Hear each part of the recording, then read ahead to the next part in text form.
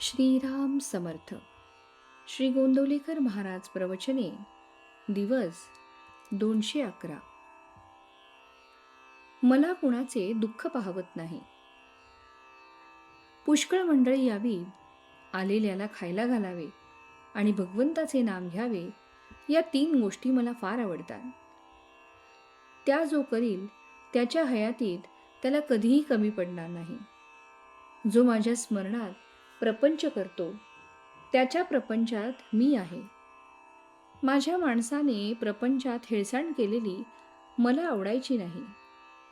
उलट इतरांच्या पेक्षा त्याने जास्त दक्षता दाखवली पाहिजे. कमी आहे त्याची काळजी न करता जास्त असेल तर त्याविषयी ममत्व न ठेवता जो येईल तसा खर्च करतो तो मनुष्य ते सर्व मला देतो. मला विकत श्राद्ध घ्यायची सवय आहे. मला स्वतःचा प्रपंच करता आला नाही, पण दुसऱ्याचा मात्र चांगला करता येतो. माझ्याजवळ एकही पैसा नव्हता आणि खाणारी माणसे पुष्कळ होती, पण मी कधीही काळजी केली नाही. मी आजपर्यंत पैशासाठी कुणापुढे जीभ विटाळली नाही. उद्या जर कोणी 1,00,000 रुपये माझ्या नकळत माझ्या उशाशी आणून ठेवले तर मी ते विष्ठेसारखे बाजूला सारीन आणि स्वतःच्या श्रमाने 4 आणे मिळवून पोट भरीन. मला आवडते की एक लंगोटी घालावी, मारुतीच्या देवळात राहावे, भिक्षा मागावी आणि अखंड नाम घ्यावे. हे करायला कोण तयार आहे? मी आपला नामाचा हट्ट कधी सोडला नाही.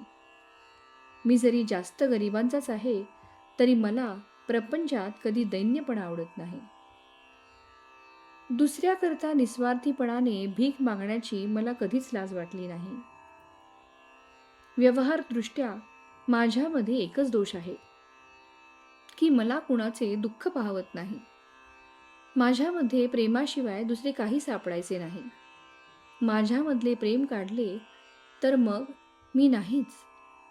मला फक्त आईच्याच प्रेमाची कल्पना आहे. माझ्याकडे येणाऱ्या माणसाला माहेरी आल्याप्रमाणे वाटले पाहिजे. तो परत जाताना त्याच्या डोळ्यात पाणी आले पाहिजे. दुसऱ्याला आपला आधार वाटला पाहिजे. मी असून काहीच होत नाही. ज्या गोष्टी घडायच्या त्या घडतच असतात, पण आपण असण्यात एक आधार आहे असे इतरांना वाटावे. माझे आता किती दिवस आहेत कुणास ठाऊक.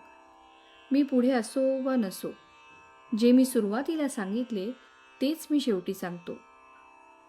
तुम्ही कसेही असा, पण भगवंताच्या नामाला सोडू नका. रामरायाने तुम्हा सर्वांवर कृपा करावी ही माझी त्याला प्रार्थना आहे. तुम्ही माझ्यासाठी इतक्या आपलेपणाने कष्ट करता याची मला जाणीव आहे. या कष्टांचा मोबदला रामरायाच तुम्हाला देईल. तुम्ही सर्वजण आनंदात राहा हा माझा तुम्हाला सर्वांना आशीर्वाद आहे. तात्पर्य, माझा अनुभव असा आहे की जो मनुष्य आपले आहे ते रामाला देतो त्याला राम पुरवतो. श्रीराम समर्थ.